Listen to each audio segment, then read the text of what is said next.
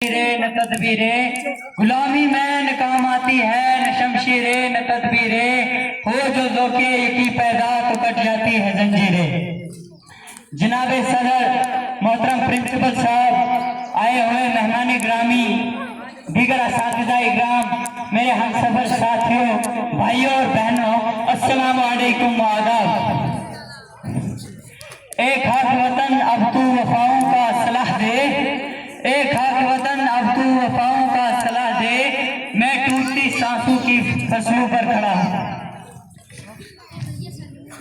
ہندوستان کی سرزمین پر مغل بادشاہوں نے نہایت انصاف کے ساتھ سینکڑوں برس حکومت کی، لیکن ایک وقت وہ بھی آیا کہ تن کے گورے اور من کے کالے انگریزوں نے ایسٹ انڈیا کمپنی کا ملک کے باشندوں کا جینا حرام کر دیا۔ ایسے وقت میں انگریزوں کے خلاف سب سے پہلے فتویٰ دینے والے شخص شاہ عبدالعزیز محدث دہلوی رحمۃ اللہ تعالیٰ تھے۔ ان فتویٰ کے اثر سے پورے ہندوستان کے چپے چپے میں جذبہ جہاد پیدا ہوا۔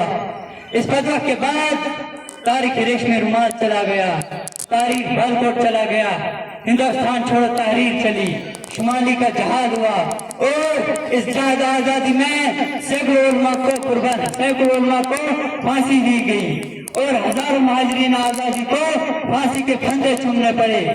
ہمارے آبا اجداد اور ہمارے پرکھوں نے اپنے بچوں کو یتیم کیا، عورتوں کو بیوہ کیا، جیل کی کال کو کوڑیا بات کیا، انگریز فوج کی گولیوں کا سامنا کیا، تب جا کر ہمارا ملک آزاد ہوا۔ مہاجرین آزادی کی ایک بڑی لسٹ ہے جن میں ہندو، مسلم اور سکھ بھی ہیں۔ اس ملک کی آزادی میں سب نے مل کر قربانیاں دی ہیں۔ چنانچہ ایک وقت وہ بھی آیا کہ ہندو مسلم نے ایک ہی پلیٹ میں مل کے کھانا کھایا اور ملک کے اتحاد و اتفاق کا مظاہرہ کیا۔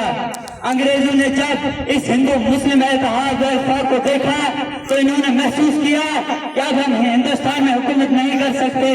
ہندوستان کے تمام مذاہب کے لوگوں نے جب متحد ہو کر انگریزوں کے خلاف جہاد کیا، قربانیاں پیش کی، تو یہ ظالم انگریز 7 سمندر پار بھاگنے پر مجبور ہو گئے۔ آج ہمیں اس ملک کو بچانے کے لیے، اس ملک کی حفاظت کے لیے اس اتحاد و اتفاق اور پیار و محبت کی ضرورت ہے۔ یہی اس ملک کی سب سے بڑی خوبصورتی اور طاقت ہے۔ مذہب نہیں سکھاتا آپس میں پیار رکھنا، ہندی ہے ہم وطن میں ہندوستان ہمارا۔ Thank you.